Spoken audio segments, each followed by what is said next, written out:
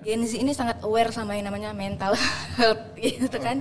Gen Z zaman sekarang sangat aware sama mental health. Mereka ngerasa kalau kerja itu harus work life balance gitu. Mungkin itu yang harus dipertimbangkan sama kantor ini, menghadirkan suasana itu gitu biar mereka bisa nyaman juga. Tanya-tanya dong, semoga ada jawabnya. Ya. Assalamualaikum warahmatullahi wabarakatuh. Ketemu kembali dengan saya Zen di acara hari ini. Semoga ada jawabnya. Di tema podcastnya salah satu podcast bincang-bincang kita yang menghadirkan salah satu narasumber, dan di program ini adalah program di mana sahabat podcaster di luar sana bertanya kepada kita untuk kemudian mempertanyakan hal-hal yang berkaitan dengan problem kehidupan, ya keresahan dan lain sebagainya, yang kemudian akan kami hadirkan narasumber yang menurut kami mampu dan mumpuni untuk menjawab persoalan-persoalan ini. Kami hadirkan di sini ada Kak Renanda. Assalamualaikum Kak. Waalaikumsalam warahmatullahi wabarakatuh. Ya, apa kabar Kak? Alhamdulillah baik. Baik ya. Luar biasa hari ini hadir jauh-jauh dari ujung kota Medan juga termasuk, dan bisa berhadir di Naira Studio Podcasting.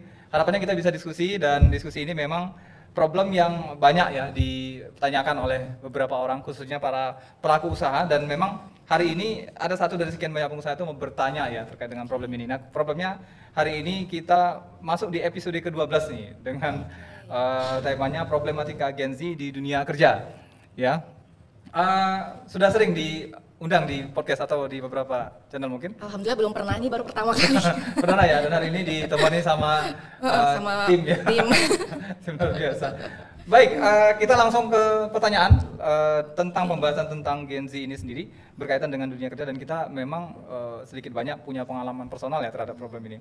Nah, dari nanti di sesi kedua kita bagi dua sesi dulu. Yang ini sesi sekitar orientasi kita terkait dengan apa itu Gen Z dan hal-hal seputarannya. Kemudian nanti kita bacakan pertanyaan dari salah satu sahabat podcaster yang langsung mengirimkan pertanyaannya kepada tim kreatif kita.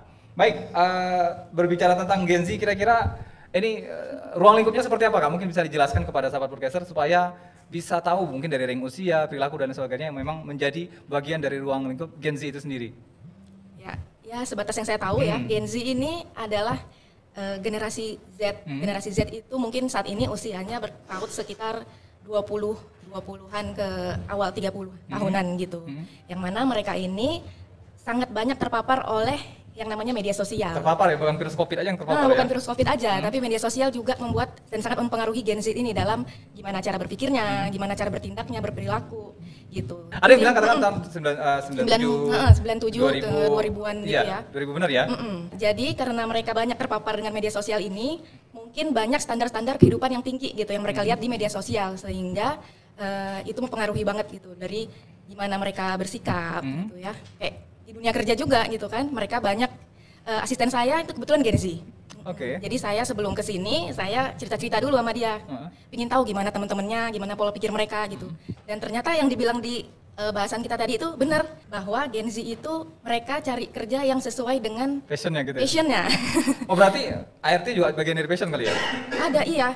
Kayak sekarang nyari ART itu susah banget. Ya, pengalaman orang tua saya nyari ART, dimana umur-umur Gen Z itu mereka, aduh kalau gajinya cuma segini nggak usah deh. Mereka lebih milih nganggur daripada kerja. Fokus nganggur ya? Iya, fokusnya nganggur. Daripada kerja gajinya nggak sesuai harapan gitu. Mungkin kalau dilihat dari daya juangnya juga mungkin nggak se-struggle kita yang udah agak-agak tua ini ya kan. Baik, oke. Banyak alasan sih sebenarnya kalau kita ambil kutip dari media sosial yang kita baca, dari tim juga menyediakan ada sekian banyak alasan kenapa kemudian Gen Z ini bermasalah di dunia kerja. Nah kita pengen ada kesepahaman aja nih pembahasan dengan kaitan ini. Nah kira-kira menurut Kak Renanda sendiri sebenarnya hal yang paling mendasar membuat mereka kemudian selain tadi harus sama passion dan sebagainya, atau katakan media sosial salah satu yang menjadi problem mereka. Apakah kemudian Gen Z yang terlahir di tahun itu yang tidak tersentuh, ada kemungkinan nggak mereka tidak tersentuh dengan media sosial, kemudian kalaupun seandainya ada di daerah-daerah perkampungan, mungkin nggak kemudian respon mereka sama dengan dunia kerja pada saat sekarang ini dengan para Gen Z yang ada di kota, katakan seperti itu? Sangat sedikit kemungkinan mereka nggak tersentuh dengan media sosial ya. Cerita tentang ART tadi itu tentang Gen Z yang ada di kampung-kampung, yang tadi saya ceritain barusan. Karena saya nyari ART kan susah ya. Nah itu dengan Gen Z yang ada di kampung-kampung, mereka juga ya seperti itu gitu, sama gitu. Tapi masalah Gen Z ini memang ada dualitas ya, dua sisi gitu. Hanya Gen Z lah, hanya generasi Z lah orang yang bisa suksesnya itu di usia muda gitu. Banyak Gen Z yang juga jadi miliarder. Bahkan kayak melampaui saya yang milenial gitu ya. Nah itu juga Gen Z gitu. Milenial jarang bahkan mungkin nggak ada gitu yang saya kenal yang bisa jadi miliarder di usia yang seperti Gen Z, 20-an. Muda gitu ya. Gitu. Jadi ya Gen Z ada 2 tipe mungkin gitu. Oke. Baik, kalau boleh kita ambil salah satu problem yang terjadi dengan Gen Z dalam dunia kerja ini, kita lihat kurang motivasi dan inisiatif dalam bekerja. Nah, responnya gimana Kak terhadap statement ini? Ya, mungkin kalau menurut saya mereka belum menemukan aja nih. Berdasarkan Ikigai itu what you love di-combine sama what you do, sama apa yang harus kita berikan ke dunia ini gitu. Jadi apa yang kita suka di-combine sama pekerjaan kita, sama apa yang bisa kita kasih ke dunia ini. Mungkin mereka tuh belum ketemu gitu. Mungkin mereka masih bekerja di hal-hal yang kurang mereka passionate gitu. Itu mungkin membuat mereka kurang inisiatif, kurang motivasi. Karena nggak cuma Gen Z, saya sendiri juga waktu mengalami burnout juga berpikir ke arah situ gitu. Kok aku nggak passionate ya sama kerjaanku ini, kayak gitu. Padahal gennya nggak Gen Z ya? Padahal nggak Gen Z gitu. Nah, terus apa yang dilakukan? Yang saya lakukan itu tadi, saya kan membranding diri ya sebagai self-discovery specialist gitu, yaitu mendiscover. Nah, jadi discovernya itu berdasarkan pengalaman saya gitu, pengalaman ketidaknyamanan saat bekerja, burnout saat bekerja, dan saya mendiscover berdasarkan melalui human design. Human design itu kayak peta hidup gitu, ada tesnya gitu. Human design test berdasarkan tanggal lahir. Kemudian ada namanya weton kaya. Tapi itu jangan dipikir weton Jawa-Jawa gimana gitu, itu kayak psikologi tes gitu. Terus ada Ikigai tadi, talent mapping, dan ternyata saya berkesimpulan bahwa ya memang saya nggak cocok bekerja di tempat kerja saya gitu. Dan kesimpulannya seperti itu ya? Dan saat saya mengerjakan yang saya suka, saya tuh bisa kerja bahkan lupa minum, kayak bener-bener semangat banget gitu. Rentang waktu wajar dikatakan bahwa seorang tuh ngerasa memutuskan bahwa dia nggak tepat di tempat itu berapa lama sih idealnya? Memang harus dicoba dulu kan, baru kita tahu gitu. Kalau rentang waktunya ini mungkin bisa di kayak 1 tahunan gitu, 1 tahun. Ya? Tapi untuk keperluan CV, biasanya kan perusahaan kalau lihat dia kayak sering banget pindah-pindah ya. Setahun kok udah pindah, setahun kok udah pindah. Kayak kutu loncat gitu ya? Iya, itu juga dipertanyakan ya. Kalau dia mau orientasinya ke mencari passion mungkin setahun, tapi kalau dia orientasinya ke ya ingin biar CV-nya bagus, itu pernah saya dengar sih ya dari kayak podcast juga, itu 3 tahunan sih. Apa tahan ya? Baik, jadi artinya memang ketika berbicara tentang kurang motivasi dan kurang inisiatif ini di internal pribadi ya yang harus diperbaikin ya? Internal pribadi dan mencari itu, sebenarnya sukanya apa sih gitu.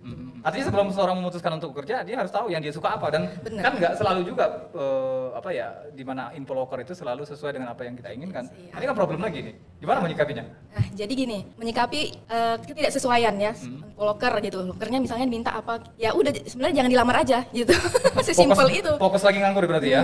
Ya cari yang benar-benar, makanya dia harus kenali dulu dirinya. Gitu. Makanya saya dalam membantu klien ya, saya udah punya kayak adalah beberapa klien gitu ya.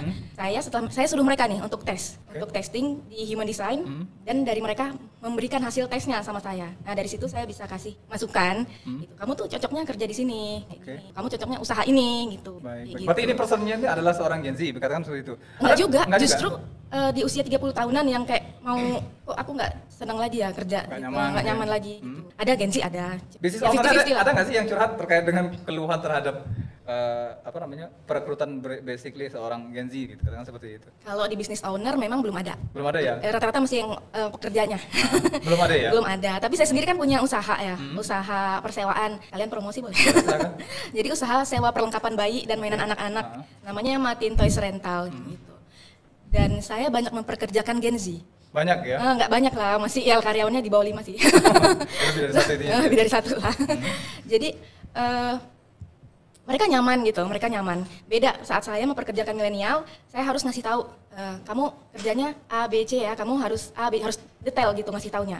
Hari ini konten kita ini tentang ini, gini-gini harus kasih tahu. Kalau saya mempekerjakan Gen Z, saya kasih dia kebebasan buat kreasi konten. Coba kamu kasih kontennya, nanti saya approve yang mana yang cocok gitu. Mereka lebih suka kayak diberi ruang, diberi kebebasan gitu. Tapi wajib lapor ya? Wajib lah. Baik, nah dari kebebasan yang diberikan tadi, kelihatan sih mereka sebenarnya profesional atau enggak dalam apa yang mereka handle pada saat itu sebagai pekerja, katakan? Profesional dan loyal.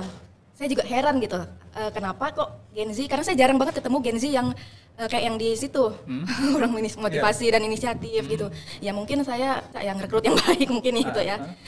Jadi saya rasa mereka cukup profesional lah. Atau ada pas-pasannya kali di awal-awal kemarin memang masa gelombang pertama katakan bahwa Gen Z sebenarnya tadi kurang motivasi dan inisiatif sehingga 60% perusahaan akhirnya memutuskan untuk atau memang dari awal sebetulnya pola treatment yang dilakukan oleh perusahaan terhadap mereka tuh? Iya, jadi dari dulu zaman kita generasi boomer dulu, orang tua kita itu mereka bangga gitu, bisa kerja di kantor. Mereka ngerasa loyal banget nih, bisa gembur sampai tengah malam gitu, sampai tidur di kantor. Gen Z ini sangat aware sama yang namanya mental health gitu kan. Gen Z zaman sekarang sangat aware sama mental health. Mereka ngerasa kalau kerja itu harus work life balance gitu.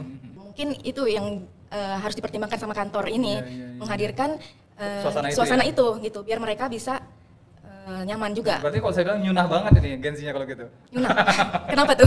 Ya, artinya ada kesesuaian kan antara kegiatan kerja dengan kehidupan yang harus normal dialami sebagai seorang manusia dengan masyarakat kan? Iya, benar-benar. Atau memang perkara bahwa mereka punya timing tersendiri untuk khusus bahwa mereka akan happy ketika jelas waktu-waktu kerja dan waktu-waktu mereka untuk mengekspresikan dirinya sendiri? Iya, mereka saya juga banyak bertanya ya sama teman-teman saya di kantor juga ada yang Gen Z gitu kan. Iya, mereka tuh butuh kayak ruang untuk berekspresi, bereksplorasi gitu, untuk bersosialisasi. Cuman sebagian besar dari mereka ternyata lebih suka sosialisasinya di medsos, bukan bersosialisasi yang saya kenal ya. Mungkin kalau berdasarkan data atau apa mungkin seimbang atau gimana. Tapi yang saya kenal mereka tuh suka kayak menghabiskan waktu habis kerja ya udah balik terus main HP gitu. Nah, ada masalah nggak dengan kondisi personal yang seperti itu dalam konteks dunia kerja yang membutuhkan adanya satu tubuh di mana bahwa perusahaan itu kan organisasi gitu loh. Ngefek nggak tuh dengan kebiasaan mereka butuh waktu sendiri dan lain sebagainya. Makanya mereka Gen Z ini mereka harus kayak on time, pulangnya tuh on time ya. Pulangnya on time, setelah on time mereka punya waktu sendiri nih. Bagi mereka itu penting. Kenapa? Supaya besoknya mereka datang ke kantor dan mereka kerja di jam itu 9 to 5 itu. Mereka full kerja di situ, mencurahkan pekerjaan mereka itu. Sekomitmen itu? Enggak juga sih. Ya, yang saya lihat kayak gitu ya.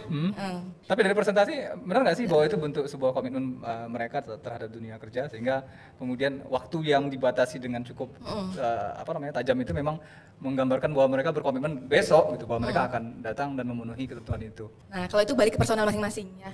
Dari rata-rata yang mungkin pernah curhat ke Renata mungkin bisa dikasih sampel ke kita. Yang dari curhat saya memang dia bilang ya, cuman kan saya nggak tahu dia di kantornya gimana. Karyawan yang sekarang mungkin dari 5 orang tadi tergambar nggak seperti itu? Nah, ada satu karyawan yang terpaksa saya buat dia berhenti sendiri karena nggak disiplin gitu, nggak disiplin masalah itu. Nggak disiplinnya dia bilang ya karena gini dia bilang malamnya nggak bisa tidur padahal dia jam kerjanya sesuai gitu, jam kerjanya jam on time udah bisa pulang tapi malam nggak bisa tidur, punya kegiatan sendiri, akhirnya paginya nggak bisa perform gitu. Jadi kalau untuk data memang saya kurang bisa ngasih data yang akurat ya soal itu. Cuman yang saya lihat dengan mata saya sendiri. Tadi punya usaha dan juga teman sekantor ada yang Gen Z ini kan berarti ada banyak usaha, ada usaha dan juga bekerja di satu perusahaan tertentu ya. Nah kalau melihat dari sesama teman rekan kerja, gimana perilakunya Kak? Yang Gen Z? Iya, yang Gen Z tadi. Itu masih kayak ini sih, apa ya bilangnya ya, kayak 50-50. Yang 50-50 yang benar-benar kayak bekerja sesuai dengan bekerja sesuai memang waktunya, apa yang harus dikerjakan gitu. Sama yang ya udah main-main aja, main-main dulu. Mereka kan juga suka kayak itu problem apa lagi itu kalau begitu? Ya itu apa ya, dibilang mungkin budaya kerja sih. Kayak gitu. Budaya kerja yang membuat atau budaya pribadinya yang terbawa ke budaya kerjanya atau gimana sih? Saya rasa gabungan. Kayaknya budaya kerjanya juga, budaya kerja yang membuat harusnya dia nggak kayak gitu. Tapi masuk di lingkungan yang mungkin mayoritas kayak gitu, terus jadi seperti itu. Nah ini kejadiannya di sesama rekan kerja ya? Bukan karyawan tadi yang di usahanya? Beda ya? Beda. Nah itu kenapa terjadi dua kondisi yang berbeda jauh? Nah yang di lingkungan kerja ini, saya kan nggak punya otoritas untuk mengatur itu gitu. Tapi kalau di usaha sendiri ya harus saya yang gitu. Ada treatment yang berbeda mungkin ya dari perusahaan di tempat Renata kerja dengan usaha yang dijalani sekarang ya. Yang paling mencolok apa sih treatment yang nggak dilakukan oleh perusahaan tempat kakak kerja itu dengan perusahaan yang kakak punya sendiri itu? Tentang apa yang paling mencolok ya? Mungkin ini ya, kalau sebenarnya kalau dibilang usahanya Bang, dibilang perusahaannya sebenarnya pemerintah sih. Oke. Tapi kan mungkin supervisornya atau leadernya yang mungkin harusnya melakukan treatment sama persis dengan yang kakak buat di nggak mungkin bisa kayak gitu. Nah, apa yang nggak mungkin itu apa mungkin? Perlu kita kasih base-nya gini, beda base gitu. Yang satu orientasinya ke pelayanan publik mungkin, yang satu lagi orientasinya ke bisnis ya, usaha cuan gitu. Jadi apa sering dibeli gorengan mungkin baru tenang atau gimana sih? Itu kan jadi pertanyaan juga. Kalau masalah itu sama-sama sih. Treatment yang kayak gitu ada aja di tempat kantor ada yang kayak gitu. Cuman memang budaya kerja yang dari atas banget yang buat kita tuh mungkin kurang loyal gitu. Kurang bisa loyal waktu, loyal tenaga gitu. Ada pola komunikasi yang bermasalah mungkin dari dua tempat tadi antara rekan kerja dengan usaha sendiri? Ya, kalau misalkan di usaha sendiri saya kan suka ngasih, coba kita rapat, terus kalian coba buat, nanti nggak usah tulis nama, apa aja kelebihan dan kekurangan kita, kayak gitu. Saya suruh mereka buat kayak gitu, apa aja kelebihan dan kekurangan kami sebagai owner, apa aja kelebihan dan kekurangan rekan-rekannya satu-satu, di review satu-satu, kayak gitu tuh buat saya menilai, oh ini yang kurang, oh misalnya kayak ini memang treatment yang harus dilakukan? Itu saya harus lakukan berkala gitu, kayak 2 bulan sekali gitu. Di kantor kan nggak mungkin saya buat kayak gitu. Artinya ada kemungkinan ganti posisi yuk gitu ya? Ganti posisi. Kalau di di tempat kerja tidak mungkin itu dilakukan ya? Iya, untuk kayaknya sih saat ini belum. Nggak tahu nanti mana tahu ada reformasi birokrasi apa mungkin ya. Gitu. Apa nama treatment yang tadi kakak buat, semacam tulisan evaluasi bersama rekan kerja dan antara bawah dengan atasan mungkin? Jadi gini, saya kan ngambil sertifikasi coaching, gitu, coaching terus terapi and counseling. Jadi dari ilmu itu saya terapkan ke karyawan saya dulu sebelum saya mengcoaching klien saya. Gitu. Oh, kalau untuk namanya sih, nama istilahnya sih nggak ada, saya buat sendiri. Itu ide sendiri gitu. Baik. Nanti mana tahu bisa dipatenkan ya. Iya. Baik. Kurang bisa menanggapi atau feedback terhadap atasan dengan bawahan tadi kan sudah dilunakkan dengan pola tadi bahwa karyawan boleh mengkoreksi atasannya dan lain sebagainya. Efektif nggak itu? Efektif banget buat di usaha kami yang masih skala lokal ini, alhamdulillah efektif.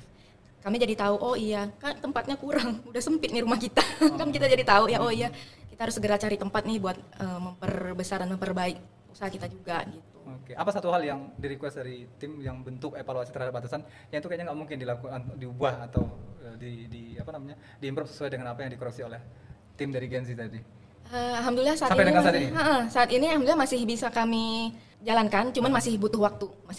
Kayak dia nyuruh, dia minta, Kak kalau ongkir kita kan ada susah persewaan, ongkir itu untuk kurir kita buat ongkirnya. Kak ongkirnya kalau bisa dinaikin, kita nggak bisa kasih itu nanti customernya lari dong. Kayak gitu, masih nego-nego lah. Artinya hal yang positif ya bagi vibes-nya perusahaan juga terhadap apa yang koreksi. Kalau secara personal mungkin ke ownernya, ada nggak sih koreksi yang diminta dari pihak karyawan dengan pola treatment itu tadi yang kemudian mungkin masih jadi bahan pertimbangan bagi seorang owner terhadap requestnya?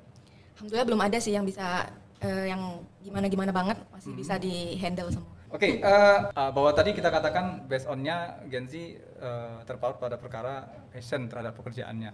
Nah ini gimana caranya menyelesaikan problem ini ketika bisa jadi kan dia sudah apply kerja, masuk, sudah diwawancarai, tapi ternyata ketika masuk di dalam pekerjaan itu proses masa training bahwa dia ngerasa itu nggak sesuai. Ini kalau seandainya berulang-ulang kali terjadi kan masalah di yang bersangkutan. Iya, itu jadi ya ada satu klien saya, dia selalu nggak lulus masa probation di perusahaan yang per 3 bulan gitu. Padahal pekerjaannya itu dia keterima di perusahaan yang bagus kayak bank yang emang udah bagus gitu ya. Tapi dia nggak lulus. Itu terjadi sampai hampir beberapa kali.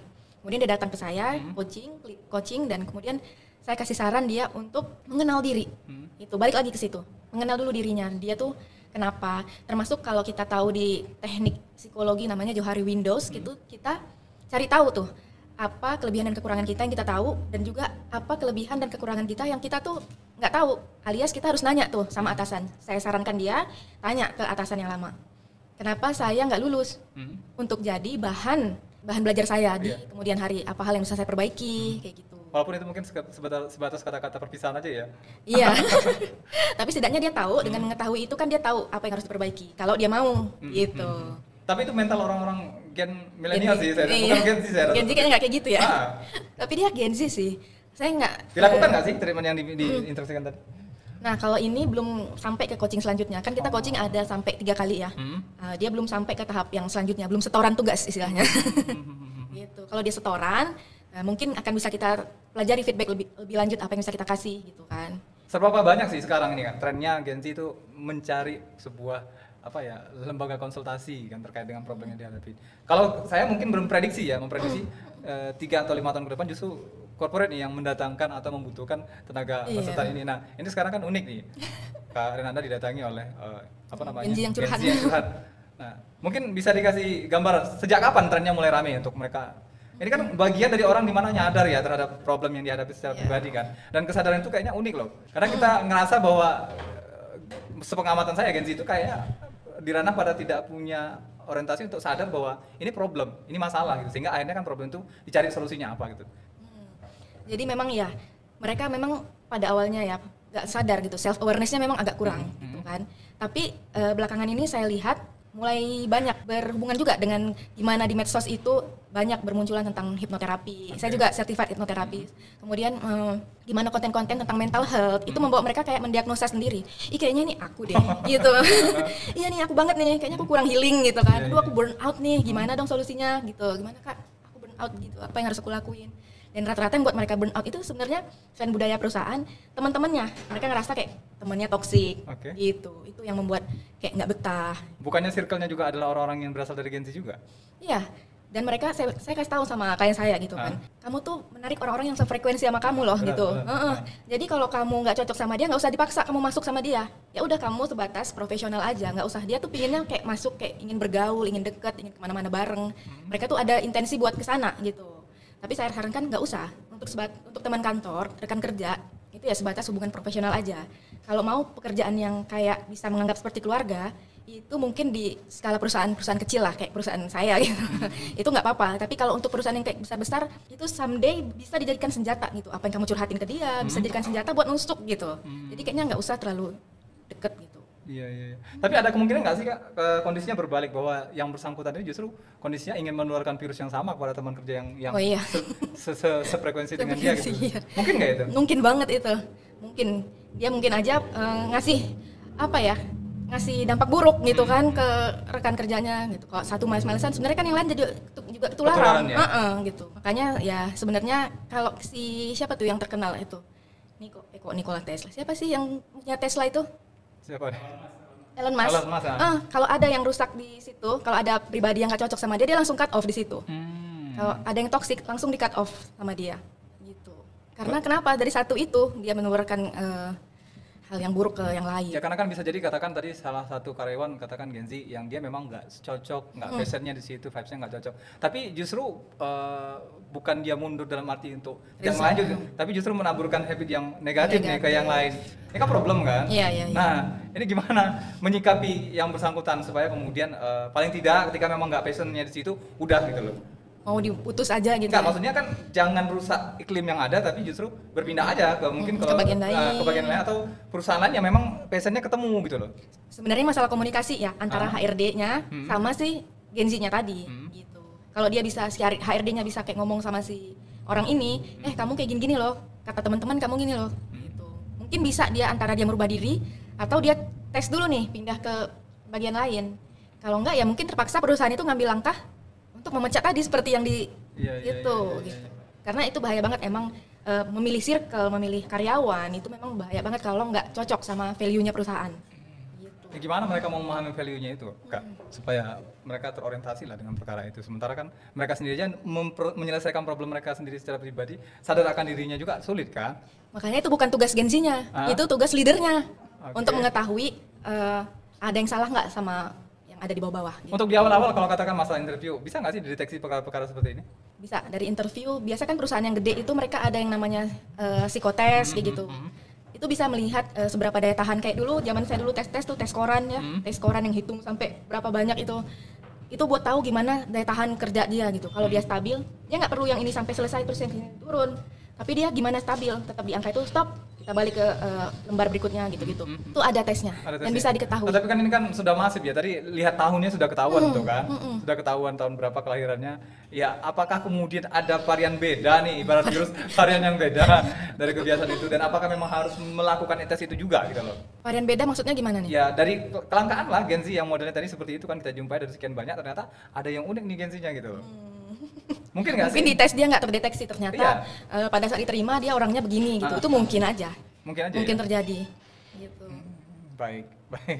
Oke, ada tambahan mungkin dari tim kreatif? Karena punya perusahaan. Ya. Jam kerja ideal itu gimana? Jam kerja ideal. Jam kerja ideal.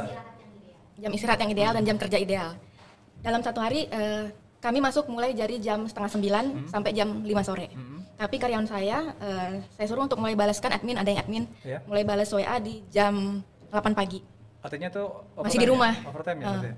Sebenarnya 8 sampai 17, cuman dia boleh saya kasih toleransi masuk kantor sampai jam 8:30. Artinya mobile ya konsepnya? Dia mobile. Di hari Sabtu dia bisa WFH. Dia bisa work from anywhere, yang penting HP standby untuk kayak admin gitu. Penting dia udah record konten dulu nih di minggu itu problem nggak sih yang begitu? Soalnya ada beberapa juga tulisan yang saya lihat di medsos, hari Sabtu juga disuruh kerja atau hari libur juga masih ditelepon di kantor begitu-begitu. Nah, itu gimana tuh? Kalau itu kita udah clear di awal Bang soal itu. Kita udah clear di awal. Kembali ke komitmen gitu. Kembali ke komitmen. Jadi kan di awal ada namanya surat perjanjian kerja. Okay. Di situ udah jelas jamnya berapa gitu. Cuman kalau dia mau bales, misalnya tengah malam ada customer yang, "Kak, ada sewa box bayi." Dia mau bales ya alhamdulillah gitu. Cuman nggak saya marah kalau dia nggak balas, nggak saya komplain gitu. Baik. Banyak sih ini, jadi ada 10 alasan Gen Z bermasalah di dunia kerja 10. Semuanya kurang, nambahnya kapan gitu. Jadi pertanyaannya begitu. Ini juga ada statement bahwa Gen Z itu kemampuan teknisnya tidak efisien. Oh gitu. Iya. Nah, gimana tanggapannya kira-kira? Ya, mungkin mereka harus banyak belajar tentang manajemen waktu, manajemen prioritas gitu. Saya pusing kalau ada cerita mereka harus belajar. Karena itu nggak dapat di kuliahan, nggak dapat di sekolahan. Tapi kan Gen Z nggak demen yang begituan, Kak? Belum tentu. Tergantung, makanya ada 2 tipe tuh. Ada tipe yang memang yang productivity boy, tau nggak sih akun productivity boy? Itu Gen Z loh kalau nggak salah. Timothy Ronald itu Gen Z, kayak gitu. Mereka tapi bisa wow itu karena ya itu mereka tahu gimana set priority gitu. Ya ini semi-semi Gen milenial kalau gitu ceritanya. Iya, mereka kayak udah mungkin umurnya juga ada mungkin lebih dekat ke milenial ya. Kayak gitu. Tapi kalau untuk mereka nggak paham teknis, gimana tadi bahasanya? Ya, kemampuan teknisnya tidak efisien. Tidak efisien. Ya, mungkin ada ya, teman saya ada nih yang di kantor ya. Dia lebih suka kerjanya malam. Oke. Dia lebih suka kerja malam.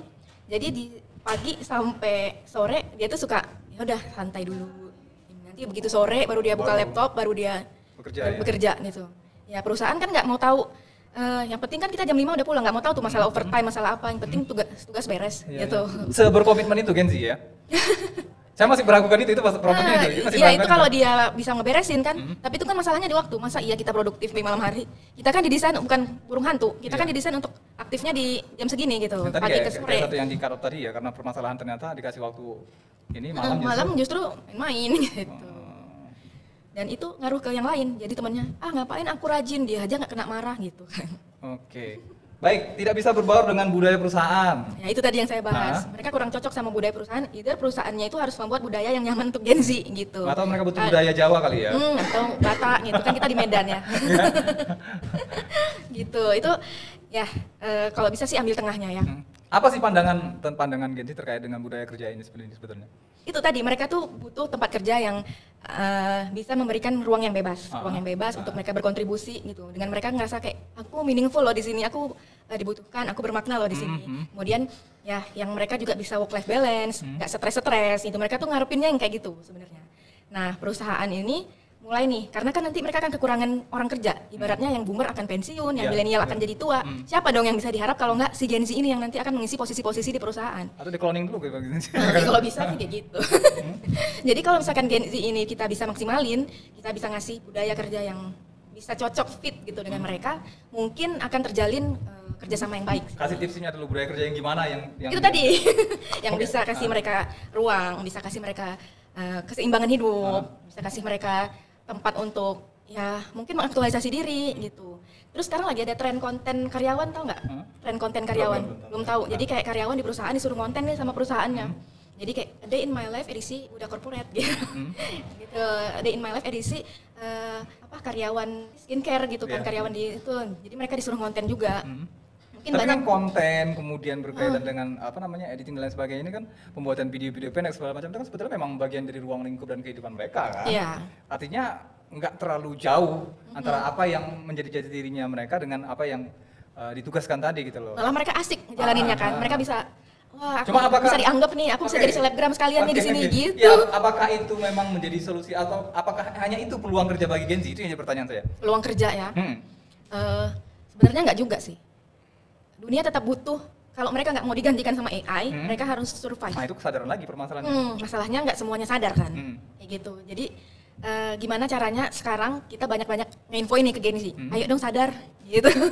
Sadar gitu. Self awareness-nya ditingkatin, value-nya ditingkatin, belajar lagi supaya bisa survive. Kayak ngimpi saya tuh kalau gitu ya. Makanya kan sampai akhirnya pada orang yang nggak mau serumit itu dalam menjalankan bisnis kan akhirnya memutuskan 60% tadi kan.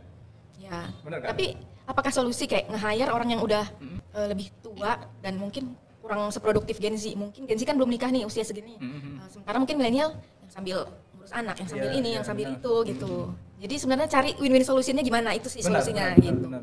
Perusahaan harus nurunin ego dan Gen Z juga harus punya self awareness yang tinggi. Self awareness-nya pun malah dari supportnya dari perusahaan juga ya kelihatannya ya. Benar ya, bukan dari internal yang bersangkutan ya. Kasih pelatihan gitu kan bisa juga ya, kasih apa ya, didatangkan mungkin kayak motivator gitu. Training gitu untuk meningkatkan awareness tadi. Baik.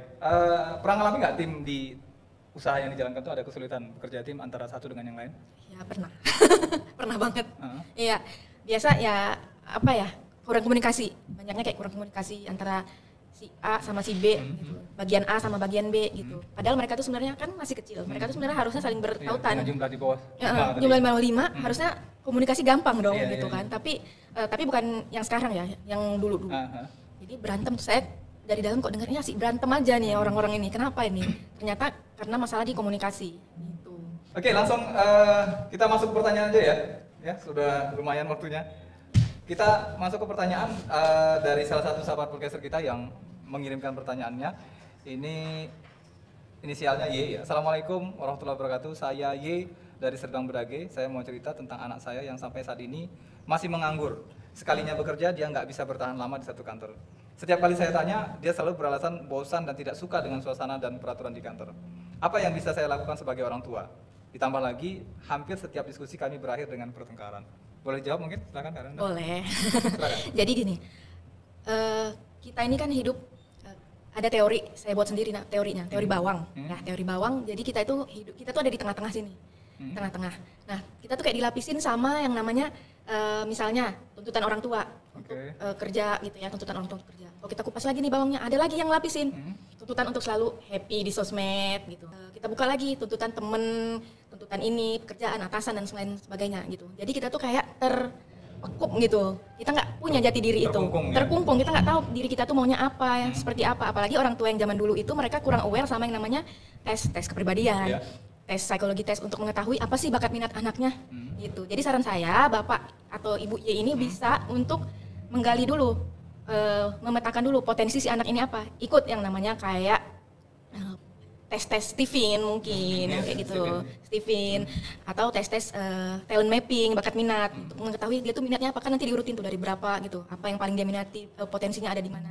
Baru dia bisa cari pekerjaan yang sesuai sama itu, sesuai sama value-nya dia gitu. Keluarin modal lagi nih ya untuk ya, keluarin modal dulu, tapi nggak apa-apa, keluarin modal di awal supaya bisa sustain lama di situ. Baik. Pola komunikasi yang dibangun dengan si Y ini? Pola komunikasi yang harus dibangun dengan anaknya. Dengan anaknya, iya, benar. Ya, memang yang namanya diskusi itu ujung-ujungnya dua. Antara akhirnya jadi berantem atau akhirnya jadi terbuka pikirannya masing-masing. Jadi ya, kalau bisa saya sarankan, cari jalan tengah yang oke buat bapak dan oke buat anak gitu. Ya tadi mungkin dengan tes itu coba dulu si anaknya tes. Jadi saya kan hipnoterapi, saya juga ada klien gini.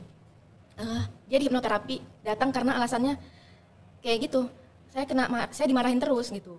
Saya dimarahin terus sama orang tua saya gitu-gitu. Jadi akhirnya dia datang, yang bawa memang orang tuanya. Kenapa nih kok kita tuh berantem terus gitu? Kok nggak cocok gitu.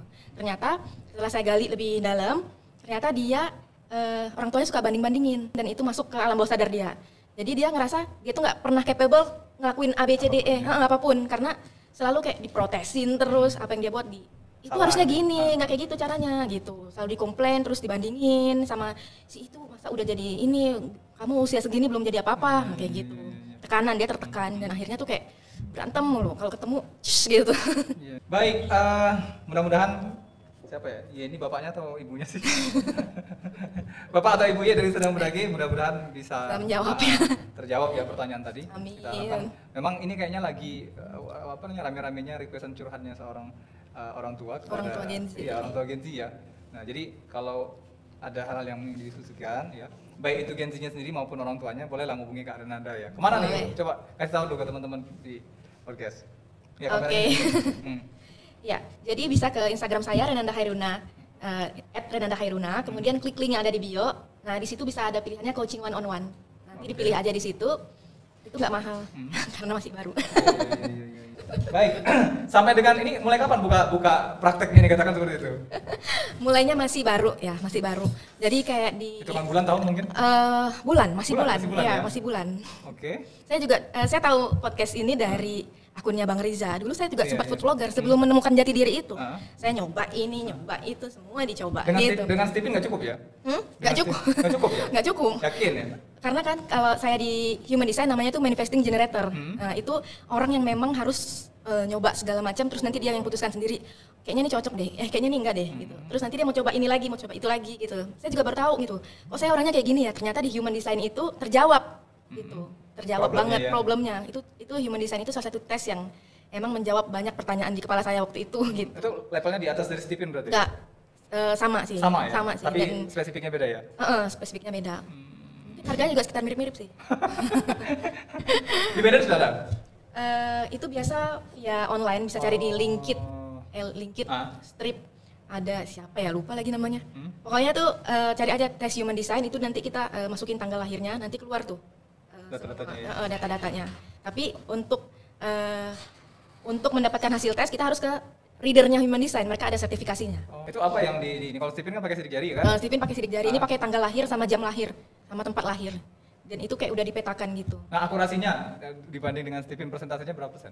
Persentasenya mungkin beda bahasan, mungkin beda Stephen kemana, itu kemana gitu ya. Arahnya lebih kemana sih sebenarnya? Kalau saya lebih gimana ya, Stephen juga bagus, itu juga bagus gitu, sama sih. Nggak mempromosiin ya? Baik, oke, Kak Renanda, terima kasih banyak nih sudah hadir di Naira Street Forecasting, sudah sesi terakhir ya, dan kurang lebih hampir 1 jam kita ngobrol-ngobrol. Ya berharap ke depan karirnya makin sukses. Amin, dan kita berharap juga sih sebetulnya corporate juga nanti ke depan membutuhkan ya, karena memang pertama bahwa kebutuhan terhadap dunia kerja ya, SDM khususnya itu memang ya nggak berhenti kan selama aktivitas dunia usaha itu tetap berjalan. Nah, ini butuh solusi, ibarat penyakit itu kita butuh obat terkait dengan problem itu, karena memang jujur kita bilang nggak mungkin kita gantiin semuanya dengan AI gitu kan. Ya mungkin aja 5 tahun lagi. Tapi gimana agensinya gitu kan, mereka kan juga butuh kerja atau butuh hidup. Baik. Oke, di segmen kita hari ini semoga ada jawabnya, sudah menjawab problematika Gen Z di dunia kerja. Dan bagi sahabat podcaster nanti yang pengen tanya-tanya lagi bisa langsung atau bisa kirim komentar juga di video kita yang akan diposting dalam 1 minggu depan ya, kurang lebih ya. Tag ya. Nah, mudah-mudahan nanti sekali lagi ini menjawab problem yang ada. Amin, iya. Sekali lagi memang kita sangat membutuhkan diskusi-diskusi seputar problem ini, dan dengan adanya treatment dan ada tadi hal-hal yang bisa membangun komunikasi yang baik antara kedua belah pihak, ini nggak menjadi masalah lagi, harapannya seperti itu. Oke. Di sesi tanya-tanya dong. Kita ketemu lagi nanti di edisi yang akan datang. Saya Zen dan Kak Renanda, terima kasih. Assalamualaikum warahmatullahi wabarakatuh.